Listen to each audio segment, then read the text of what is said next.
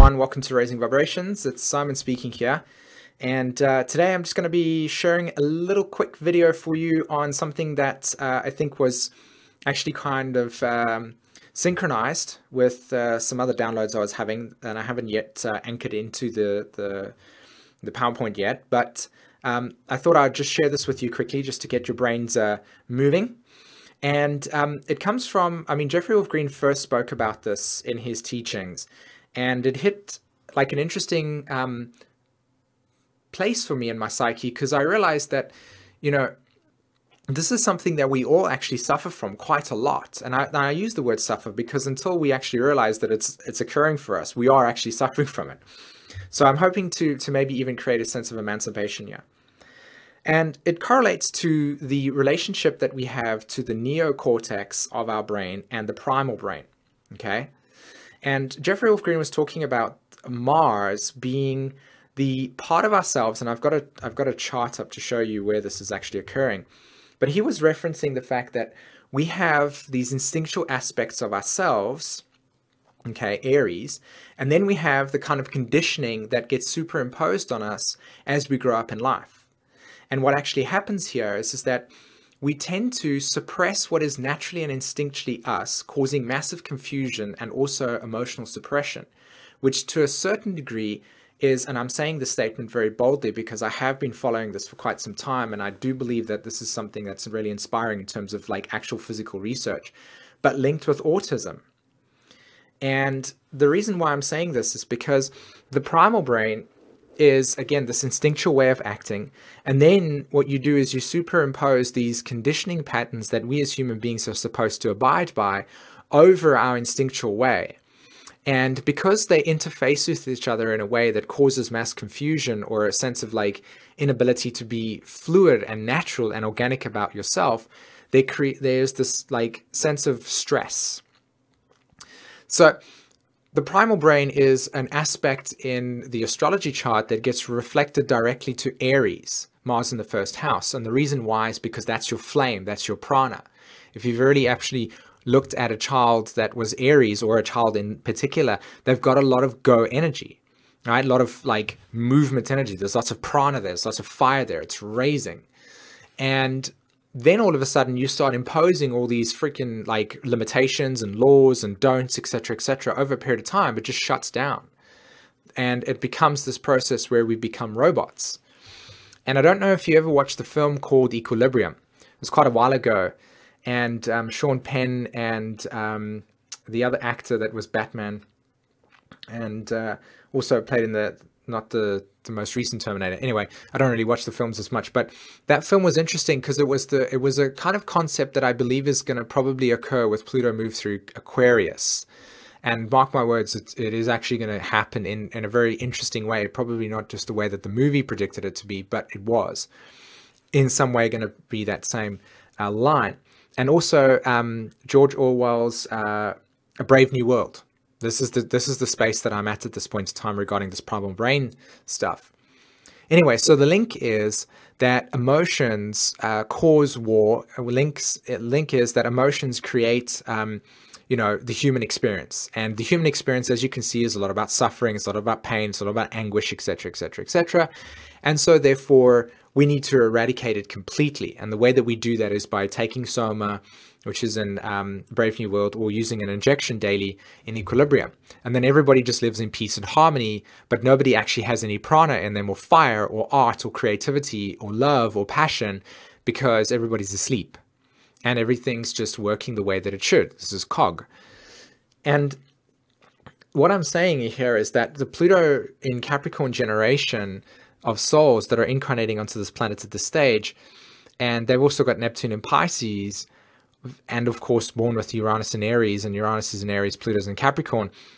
These three symbols are actually, in my view, the fundamental archetypes I'm about to discuss with you, okay, regarding this depression. So let me get into this for you right now, okay? So what you're dealing with here is, let's just take out the laser. You've got this neocortex, and then you have the primal brain. Okay, now the soul has natural desires that brings it into alignment with what it's wanting. So this is something that brings us into incarnation to begin with. And we already have this kind of natural desire that pulls us in a direction. And then we have Mars, Aries first house. This is the instinctual way that we act. And when we act instinctually, we naturally put ourselves in circumstances and situations that gives us the most honest feedback regarding who we are. That's why the ascendant is something that we're discovering. It's not something that we know, right? So the sign there is really interesting because it tells you what you're discovering in every single moment that is unconditioned. It's the animal part of ourselves. So you can perceive it maybe as the lower chakras or even the root chakra in that way. So it's instinctual, it's survival in that sense. Now, obviously, we've evolved as human beings in that sense, and we've not created, but the forming of the neocortex has occurred. And this, of course, you can see as our ability to understand reality and life in ways that is, more advanced than just the primitive aspects of our animal kingdom. Not to say that we are in hierarchy, but we have developed an aspect of our that part of the cognitive part of our brains that gives us the ability to interact through language. Now, if you take a look at the way that human beings operate, including myself and everyone else, we all come in with this conditioning. Every single one of us. Capricorn is conditioning. So Aries is the primal brain, and that is the first house. And then you've got the 10th house of Capricorn. And the 10th house and Aries square each other. And the squaring is because when we have crystallized something in our lives and it's facilitated a journey, once that journey has ended and we have accomplished whatever we've needed to do, there needs to be an instinctual change in direction. That is why Uranus square Pluto at this stage is this, on a physiological level, occurring where we are literally breaking the shackles. So this is why you'll get things like a truth movement or a sovereignty movement or the ability to express oneself in a freedom way and fight for freedom and occupy Wall Street and so on and so forth. It's all these breaking down of structures, the neocortex that we have been assimilating in our lives. And then, of course, when we look at the deeper sort of issues regarding this situation here, we're also dealing with a lot of energetic debris and karma that has been created because what we want to do with our lives and what we are born into are so contradictory at times that we never actually aspire to be anything. We never actually bring prana into our lives. We never actually breathe the energy of life into ourselves because we're consistently told that we're not good enough and there's judgments and criticisms and you're going to get hit by the law with that. And if you don't pay this bill and you don't do this, it's like wherever you go, there's a consistent bombardment of don't grow. Because what happens when you do grow? You start bringing yourself to the table and all of a sudden you start seeing the nonsense around you in the world and you realize and pardon me for saying this, the bullshit. So all of a sudden, every one of us carries within ourselves this deep emotional sort of unsettledness because we can't express ourselves a certain way because social norms and conditioning say if you behave a certain way, then this is going to happen. And so therefore we become little good people that don't break the rules and we don't behave in ways that is our natural organic expression. And the New Age movement is this as well.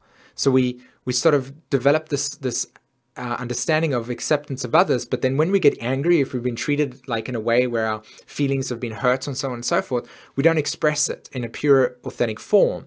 We kind of apply this nonsense that, one love type of thing. And yes, that is the truth, but the context of it is lost because that's as far as it goes. There isn't any teaching beyond that just to actually deepen that sense of awareness around what that is. So we run around with these definitions in our neocortex, suppressing our anger, that then eventually over a period of time leads to actual distorted things. And what you're looking at right now, especially for you that are watching this video right now, that have got the Pluto in fact, all of you guys have got it, including myself, but primarily the Pluto in Scorpio generation, born between, that have got that Uranus-Neptune conjunction. You come into this lifetime where your primary thing is asking the questions why, and you will also come in with this deep fear of abandonment, loss, and betrayal.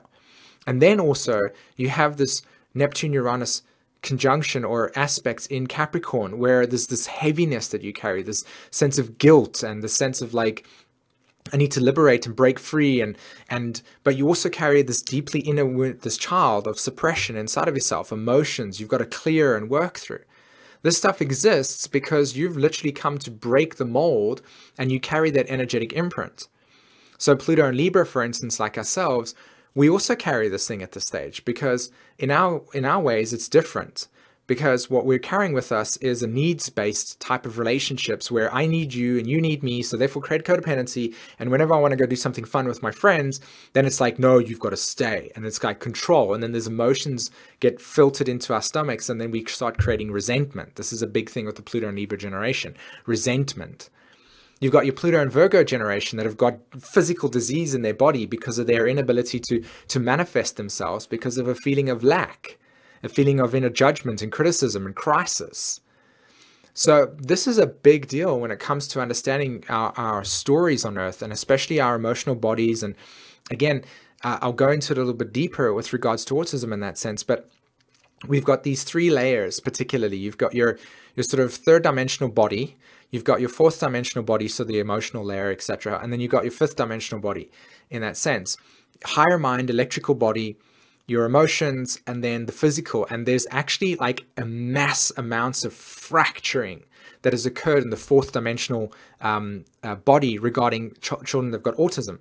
So there's this electrical impulse that is consistently floating, like moving into the child consistently, and then, or into the soul, and then the actual connection that goes through the fourth is not there. It's fractured, it's broken, it's not operating, hence the lack of emotion.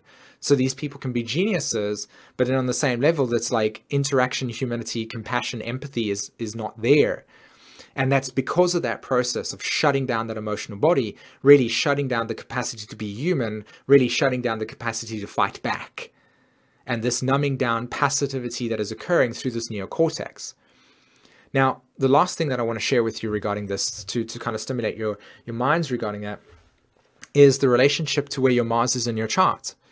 So, and this is your natural way. So if you've got Mars in Gemini, for instance, and you live in a society that tells you that information, looking for information, or you live work in a company that doesn't value like diversity and information, or doesn't want to speak, and your natural impulse is to speak, and the social conditionings are saying, no, you can't speak. Like, this is going to create mass suppression of your self-identity, your self-discovery. So this is what we're dealing with over here. This is what we're getting into in terms of realizing what conditioning does and how much that programming actually stops your self identity from occurring, and how you become naturally more expressive of who you are, and also actually brings out your natural instinctual drives and directions. So sexual distortion that comes through this process. Souls that struggle a lot with like disassociation because of drugs. You know, that like taking mind-altering substances to escape reality is this issue. Because these souls are going, I can't actually operate in society naturally because the way I'm naturally wired is not in alignment with what is right, so therefore I'm a reject. And then the neocortex has all this nonsense over here.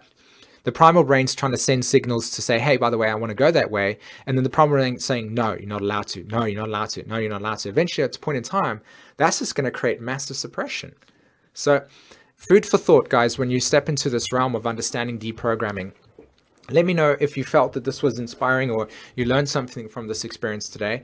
And maybe I'll go into it a little bit deeper in terms of some other teachings, all right? Other than that, everybody, thank you so much for watching. I truly hope that this was fun and exciting. Don't forget to hit the like and subscribe button and share this. And until then, take care. Bye-bye.